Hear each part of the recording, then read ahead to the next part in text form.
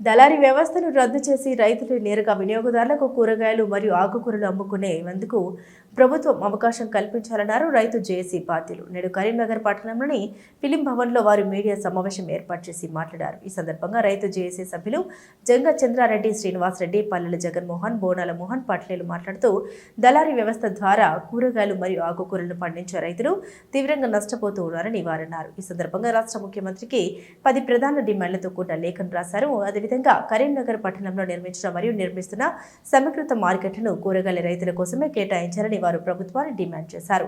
నెల రోజుల్లోగా కరీంనగర్ మార్కెట్లను రైతులకు కేటాయించాలని, లేని పక్షంలో ధర్నాలు, రాష్ట్ర రోకలతో నిరసన కార్యక్రమాలు చేపడతామని తెలిపారు. అదేవిధంగా కరీంనగర్ ఉమ్మడి జిల్లాతో పాటుగా తెలంగాణ రాష్ట్ర, ఆంధ్రప్రదేశ్ రాష్ట్రాల రైతుల్ని ఏకం చేసి వారందరినీ ఏకతాటిపైకి తీసుకొచ్చి పెద్ద ఎత్తున దేశవ్యాప్తంగా ఉద్యమం చేస్తామని ప్రభుత్వాన్ని హెచ్చరించారు. ప్రభుత్వంలో ఉన్నటువంటి పాలకులు లక్షల్లో జీతాలు తీసుకుంటూ రైతుల సంక్షేమాన్ని విస్మరించారని వారు ఆవేదన వ్యక్తం చేశారు. రైతులు విత్తనాల నుండి మొదలుకొని పండించిన పంటను అమ్ముకునే వరకు ప్రతి చోట ఏదో ఒక రూపకంగా నష్టపోతూ ఉన్నారని వారు ఆవేదన వ్యక్తం చేశారు. వ్యవసాయ అధికారులు రైతుల పొలాల వద్దకు క్షేత్రస్థాయిలో వెళ్లడం లేదని, కనీస సూచన రైతులకు చేయకపోవడం బాధాకరమన్నారు. ఏ ఒక్క వ్యవసాయ అధికారి అయినా పంట వేస్తే పలానా దిగుబడి వస్తుందని చెప్పే ధైర్యం ఉందా అని అధికారులు నిలదీశారు. ఒక్కో కూరగాయ పంటలో రైతులు ఎకరానికి 30 నుండి 40 వేల రూపాయలు నష్టపోతున్నారని వారు ఆవేదన వ్యక్తం చేశారు. అదేవిధంగా ప్రభుత్వ సంక్షేమ హాస్టల్లో వసతి గృహాలు టెండర్ పద్ధతిని కాకుండా నేరుగా రైతుల నుండి కూరగాయలను, ఆకుకూరల్ని కొనుగోలు చేసి అందిస్తే రైతులకు మేలు జరుగుతుందన్నారు. పండించిన కూరగాయలకు, ఆకుకూరలకు కనీస మద్దతు ధర ఏర్పాటు చేసుకున్నందుకే రైతు కమిటీలకు అవకాశం ఇవ్వాలన్నారు. ఈ కార్యక్రమంలో కరీంనగర్ జిల్లా నుండి సుమారు 30 మంది రైతుల వరకు పాల్గొన్నారు. ఎంకామ్ ఎంబీఏ చదివాను నేను. ఇప్పుడు గత ప్రభుత్వాలు కానీ, కొత్త ప్రభుత్వం కానీ, ఏ ప్రభుత్వం వచ్చినా రైతే రాజు అని చెప్తున్నాయి. రైతే రాజు అనేది కేవలం పేపర్లల్లో మాట వరుసగా మాత్రమే. ప్రభుత్వాలు రైతు మీద దొంగ ప్రేమ, కపట ప్రేమ చూపిస్తున్నాయి. రైతే రాజు కాదు, రైతు ఇలా కూలికన్న అధ్వానం అనే పరిస్థితి అయిపోయింది. రైతు వాస్తవంగా బిచ్చగాడైపోయిండు. రైతు పని చేసుకుంటే ఏం మిగతలేదు. కానీ ఒక రోజు కూలికి పోతే 1000 రూపాయలు మగ మనిషికి వస్తున్నాయి, 400 నుంచి 500 రూపాయలు ఆడ మనిషికి వస్తున్నాయి. అంటే రోజు కూలికి పోయినా ఒక కూలి జీతం నెలకు మొత్తం వచ్చే పైసలు 30,000 అయితే, రైతు తన భూమిని, తన భార్యను, పిల్లలను అందరినీ కలిసి వ్యవసాయం చేసి నెలకు 10,000 నుంచి 15,000 రూపాయలు నష్టపోతున్నాడు. దానికి స్వయంగా ఉదాహరణ నేనే. ఒక 20 గుంటల బీర వేసాను, 1,10,000 రూపాయలు పెట్టుబడి పెడితే నాకు వచ్చిన పైసలు 54,000. అంటే దాదాపుగా 50,000 రూపాయలు నేను నష్టపోయాను. ఈ నష్టం ఏ విధంగా జరుగుతుంది? ఈ నష్టం రైతు పంట పండించి మార్కెట్ తీసుకొస్తే మార్కెట్లో రేట్ లేకపోవడం వల్ల నష్టం జరుగుతుంది. రైతు మోసపోవడం అనేది ఫస్ట్ విత్తనం దగ్గర మొదలవుతుంది. విత్తనం అందులో అధిక ధరలు, వేసే మందులు డిఏపి, యూరియాలు అధిక ధరలు, సబ్సిడీ ఇవ్వంగా కూడా అవి అధిక ధరలు, పెస్టిసైడ్స్ అధిక ధరలు, మల్చింగ్, డ్రిప్ పరికరాలు అధిక ధరలు. దాని మీద ఎవరికి నియంత్రణ లేదు. రైతుకు సంబంధించినటువంటి వస్తువుల మీద నియంత్రణ చేసే అధికారం ప్రభుత్వం కానీ ఎవరికి కానీ ఏది లేదు. ఒక వస్తువు తయారు చేస్తుంటే, ఒక టైర్ తయారు చేస్తుంటే దానికి 10 రూపాయలు పెడుతున్నాడు. వాస్తవంగా దాని ప్లాస్టిక్ దాని ఖర్చు 2 రూపాయలు. అదేవిధంగా ప్రతి స్థాయిలో రైతు అనే వ్యక్తి మోసపోతున్నాడు.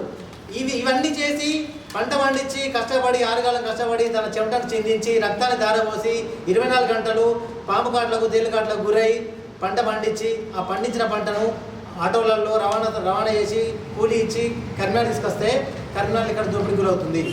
మాకు బీర వేస్తే బీరకు వచ్చేది కిలోకి 20 రూపాయలు, బయట వాళ్ళు అమ్మేది పావు కిలోకి 20 రూపాయలు. అంటే ఎంత దోపిడీ గురవుతున్నాం అనేది మీరు ఆలోచించండి. ఇప్పుడు చూస్తే ప్రభుత్వాలు ఒక ఎమ్మెల్యే జీతం 2,50,000, ప్రజాప్రతినిధి ఎమ్మెల్యేకి 2,50,000 జీతం తీసుకొని అతను ఉచితంగా క్యాంటీన్ ఫుడ్ తీసుకుంటున్నాడు. నమస్కారం సార్, నా పేరు ఆర్ఎల్ శ్రీనివాస్, చామనపల్లి గ్రామం, కరీంనగర్ రూరల్ మండలం. నేను గత 4 సంవత్సరాలుగా ఈ కూరగాయల వ్యాపారం చేస్తున్నా. ఇక్కడికి వచ్చేసరికి కూరగాయల సాగు చేస్తున్నాం. ముఖ్యంగా మాకు వచ్చేది ఏంటంటే అమ్ముకోవడానికి స్థలం లేదు. ఫస్ట్ మేము 6 కాలం పొద్దున లేచి 7 గంటలకు పొలంలోకి వెళ్ళి మేము సాయంత్రం 5 గంటల దాకా కష్టపడి వచ్చి మళ్ళీ ఇక్కడ రాత్రి వచ్చి ఇక్కడ కూర్చుందామంటే ప్లేస్ లేదు సార్. మొత్తం వ్యాపారులంతా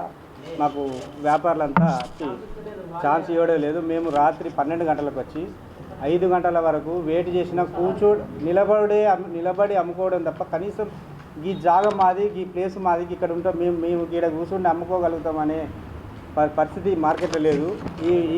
ఇదంతా వాళ్ళే ఆక్రమించారు, వ్యాపారులే ఆక్రమించి మేము నిలబడి లాస్ట్కు మాకు ఓపిక సరిపోక మళ్ళీ పొద్దున్న లేస్తేనే మళ్ళీ పొలం కాడికి పోయి మళ్ళీ పనులు చేసుకోవాలి. కాబట్టి వాళ్ళు అడిగిన రేటుకే మేము ఇవ్వాల్సి వస్తుంది. 15 రూపాయలు ఉంటే 10 రూపాయలకి అంటే 5 రూపాయలకి ఇవ్వాల్సి వస్తుంది.